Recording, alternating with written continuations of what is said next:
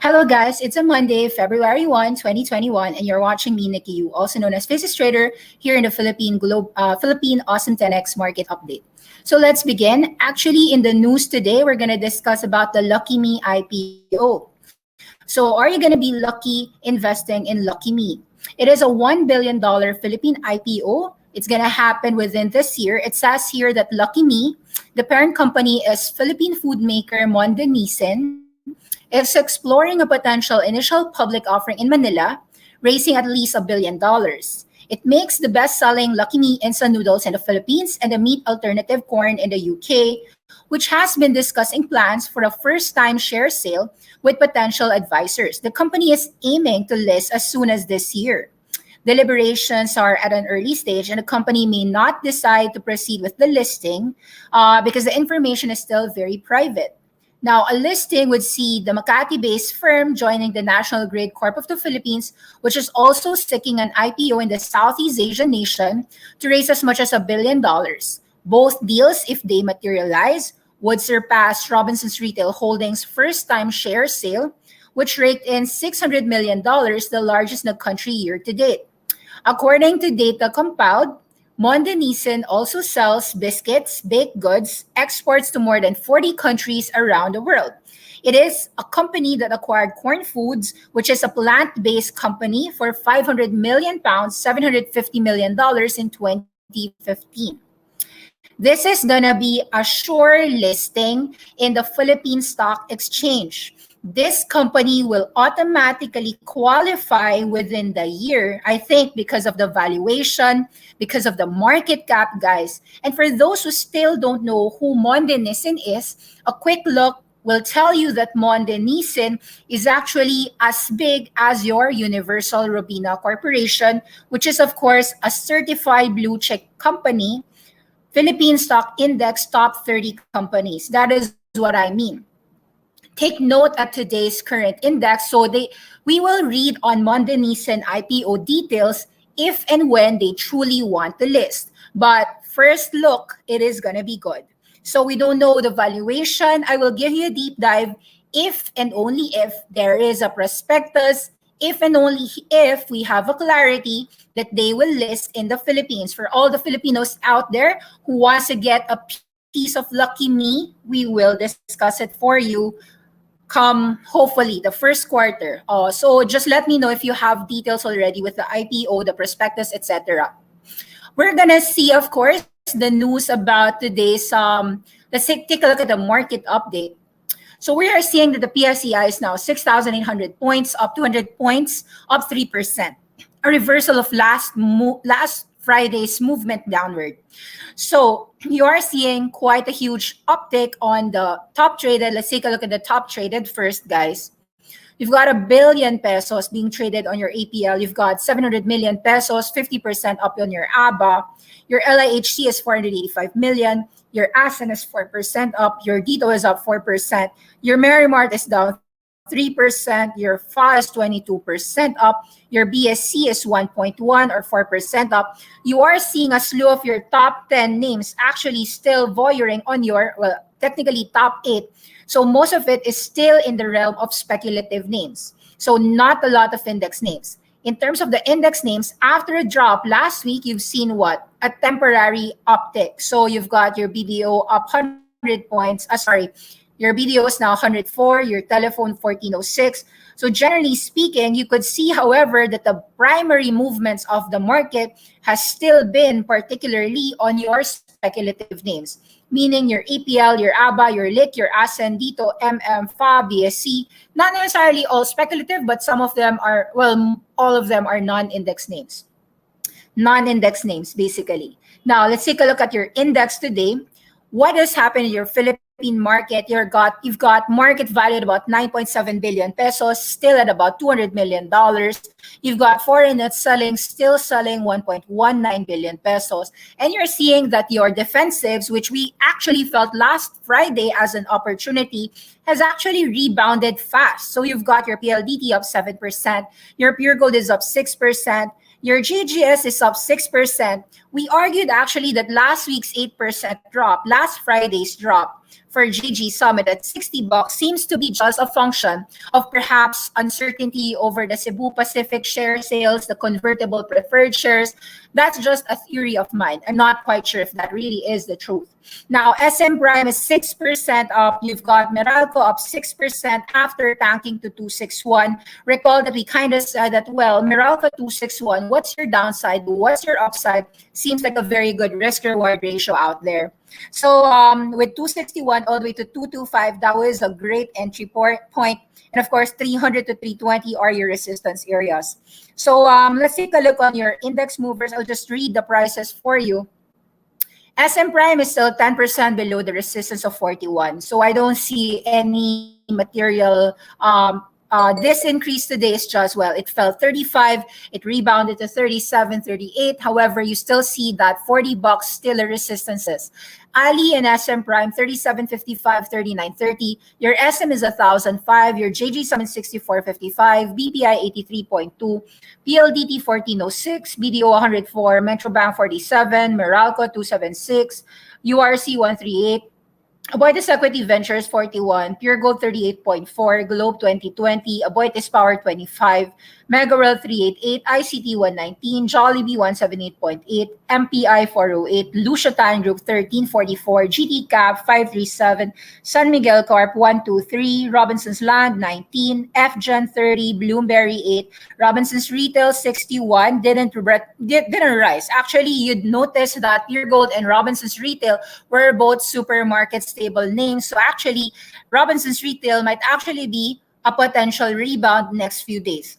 Emperador 10, AGI 9.9, DMC continues to go head south 519, Security Bank 128.5, AC here at about 761.5 might actually be an interesting counterpart given the fact that AC at about 750 below might actually pose to be an opportunity. So from the looks of the index names today, you're seeing that the market is just really within a range. It's not a great bullish name. It's not a great bearish area. It is a trading range. If you're going to ask me, that is quite seen in the Philippine market. You've got a range. Okay, let's take a look at your top gainers. All right, your top gainers today, your EPA, your FA. So these are all speculative names, right? So we are seeing that some people are willing to buy the dip.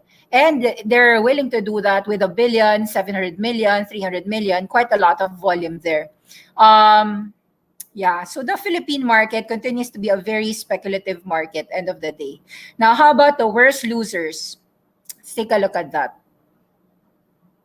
Not a lot. Other than just Mary Mart being the worst loser, about 236 million, the rest seems to be not really interested, not really being traded, only Mary Mart. So the bulls are really happy for the day. There's not a lot of selling going on in the Philippine market except Mary Mart. So Mary Mart, AC, and then the rest is really most actively traded on the upside. Okay, let's take a look at your fast questions. I've got about 10 minutes to answer your questions. I'll just prioritize which questions I have to answer. I'll just read a few. Okay, first question. Nagbuy ako ng MAC because for me, enough na yung deep niya. Kahit mag-down pa siya sa 4, kasi long-term to, also because of the news that Feb daw, darating na ang first batch of the vaccine. So, I would say that your speculation that Macroasia has bottomed, let's take a look at that. Let's go to the chart of Macroasia. So, a lot of people are betting on Mac because in the end, of course, this is still a company that will benefit on your reopening of the airlines and due to the vaccine. So he is saying that Macroasia seems to have bottomed out. Let's take a look at the Macroasia. It is an aviation consultant and it's a catering company. So let's take a look at the company's news today, if any. So we know that the last couple of days, Macroasia suffered from the Sangli Airport bust.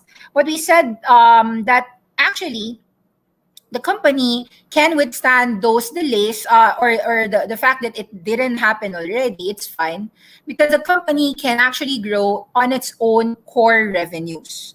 So even with the drop of the China-backed Sangli Airport, there are more reasons to own Macroasia other than simply the JV for the Sangli Airport. That was never really the the company's main line of business. It was just an additional revenue stream. But this might be interesting.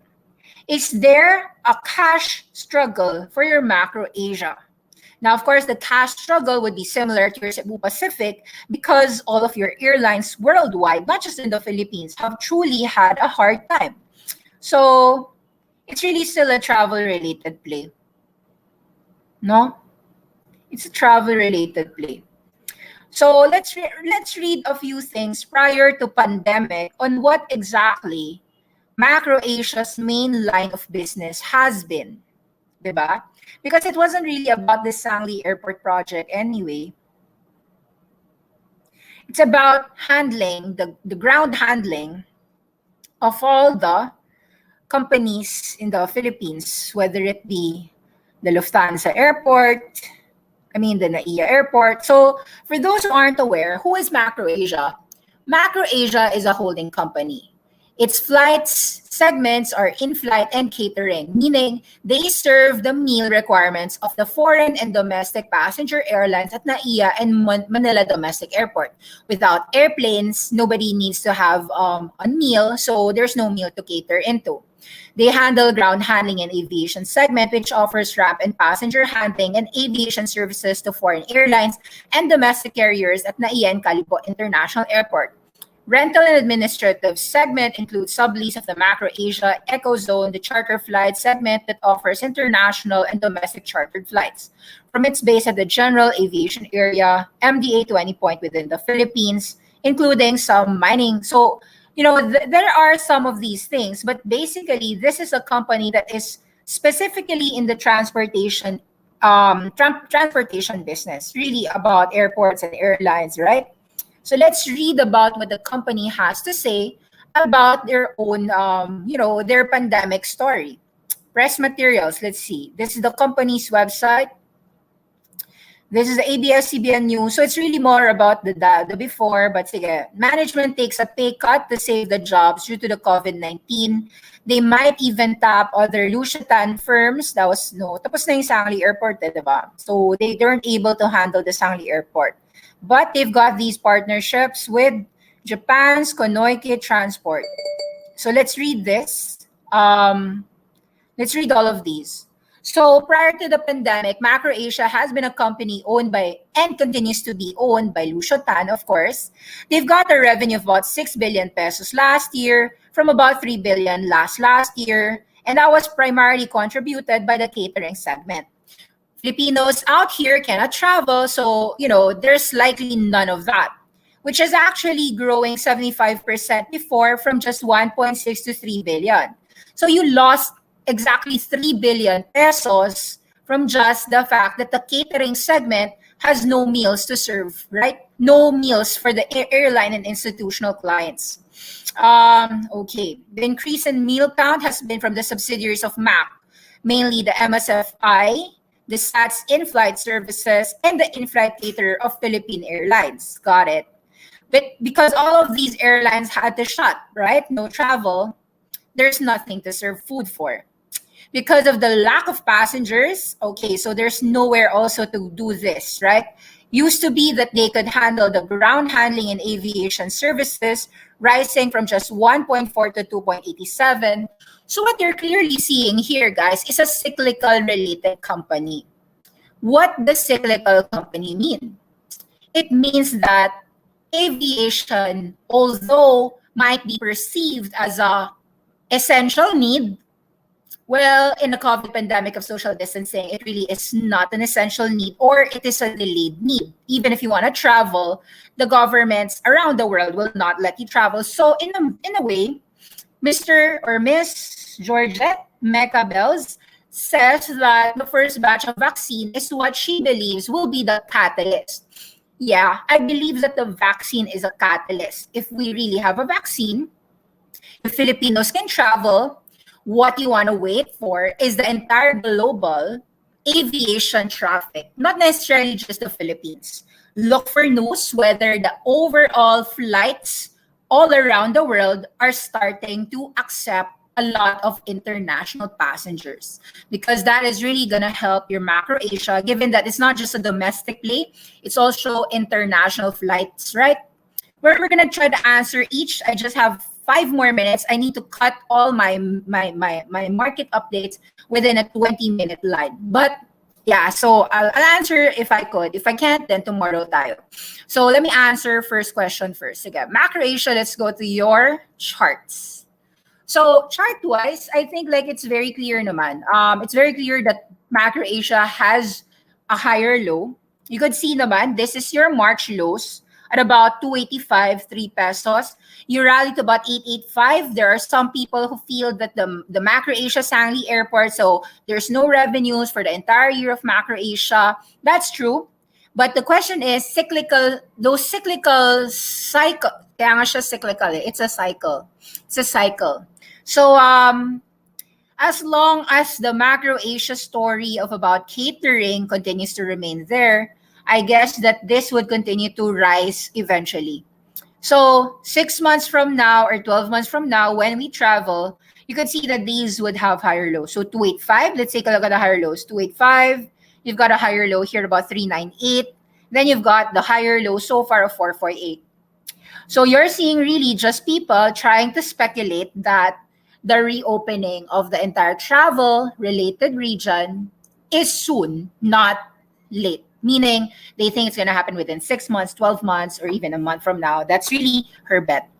All right, so the next question. Whatever happened to DMW? So let's go to DMW right now. This is DMW. The ticker symbol DMW is now trading at 694. Indeed, we kind of argued that DMW at about 5 peso 90 cents or even about 6 peso below seems to have been bottoming out here. So you've got a low 505. You rallied a higher low, but so far we still haven't seen it go 9 or 11. Just like all property segments, take note that DMW is a real estate that is largely about the values of the buildings and the land and all the properties that reside specifically in beside Mall of Asia, right? So everyone has always speculated that DMW has the value, but what exactly did DMW say in the COVID pandemic? Let's take a look at the company's website right now. DMW, DM Wenceslao website. Let's take a look at that. Welcome to DMW official website, DM Wenceslao and Associate Inc. So let's go there. So here as well, sayang, no? Transportation nawala yung mga transportation. They also had, so Macroasia partnered with Japan's Konoiki Transport, able to secure human resources from the Philippines, working with Japan, for the ground handling subsidiary, Airport Services Corporation. These are the catalysts. They said that the growth in inbound tourism, additional runways, increased flights by airlines will boost demand for aviation support services. All right, you heard that clearly. It's an aviation support.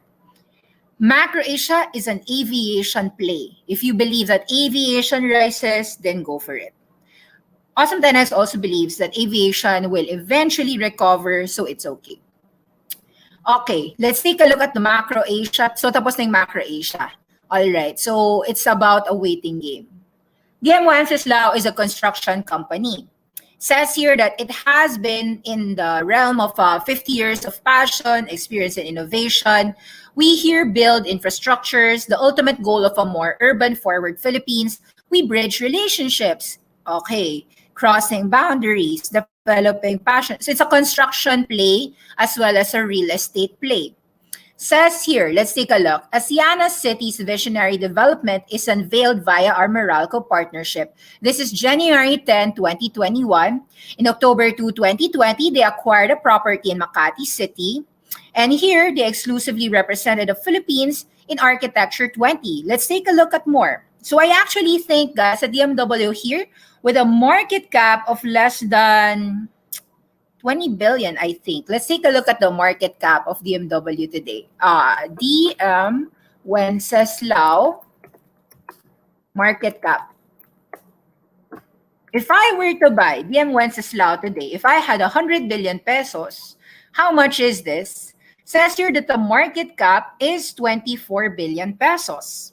Now, is this a company worth investing in? Let's take a look under the hood.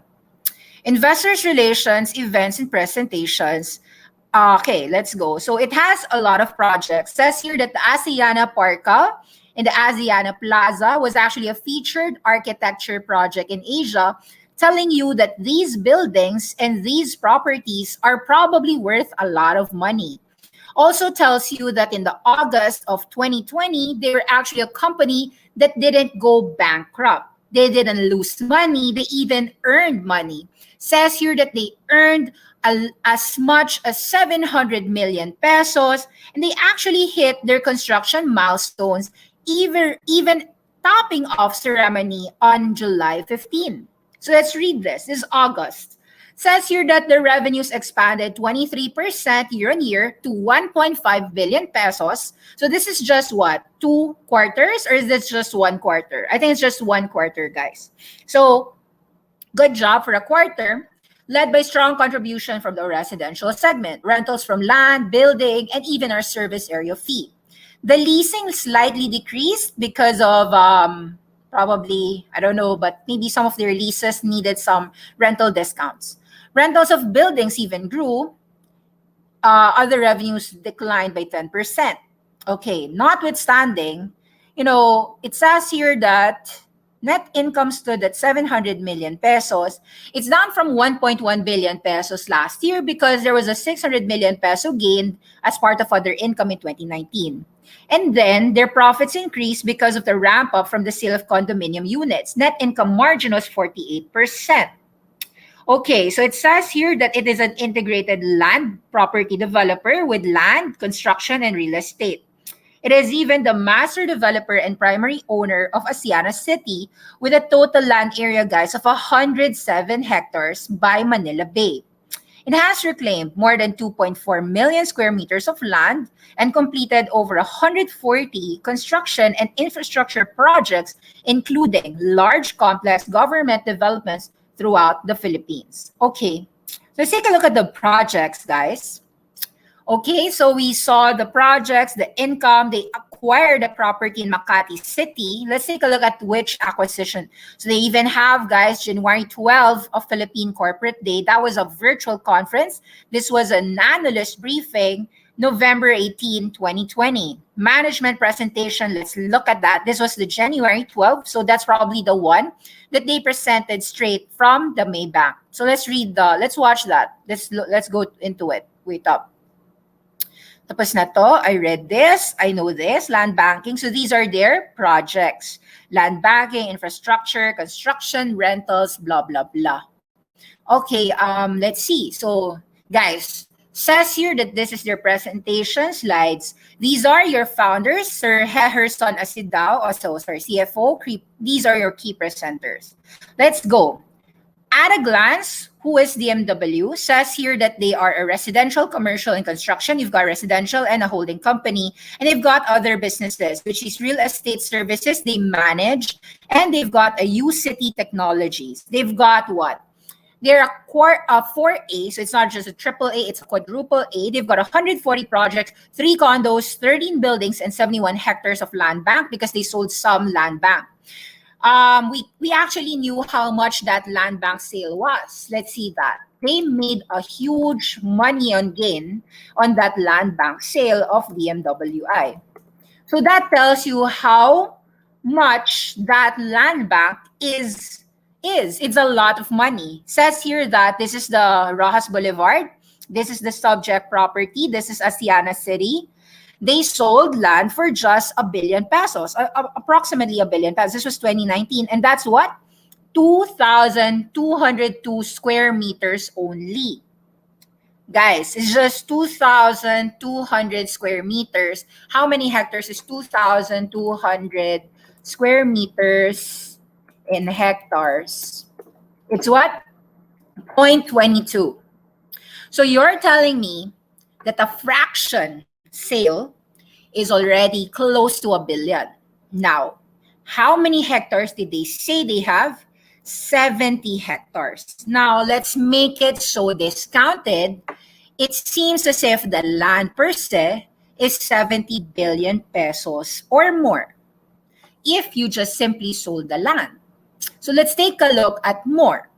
Says here that they've got residential, commercial, and their market cap is just a mere 25 billion with net profits of 2.4 billion pesos. Is it a deep effing value? It is probably a deep effing value. So let's take a read further. All right, says here that DMW has strong embedded upside. They can do land sales and leasing, they do property development, they can construct, and they do commercial building leasing. Like all properties today, they've already have a tremendous track record. These are their track records. They also have competitive advantage because they have the land. They can recycle that land for sales or recurring revenue. So it could be sold or leased. Okay, what are the highlights? Because they've already got a sizable land bank. They've got a favorable acquisition cost. That's why, what are they doing with their money? They just acquired a property in Makati City. They bought a 1,600 square meters in Legazpi, Makati City in Makati Central District. Says here, it has been a challenging year for the real estate sector. However, we remain optimistic, and so they bought the property. Guys, in a pandemic, not everyone has 700 million or a billion pesos. DMW, however, has 2.4 billion pesos. Do you want 2.4 billion pesos to rot in the bank, or do you want to acquire a 1,600 square meters in Makati City? They did their valuation and their understanding. I'm off the tape na pala. 26 minutes na ako, guys. But the point here, guys, is that some people believe that there's value. Do I believe there's value? I think there is. So you can actually just go to DMW per se. We'll try to uncover more questions of yours. But if the question is it a buy at about 6 pesos? What's the price today? It's about 6.9. From a deep value perspective, the answer is a buy. Okay, have to cut off. I know there's so many questions. Please answer. I'll answer that tomorrow. So yun. Thank you very much, guys. Salamat po.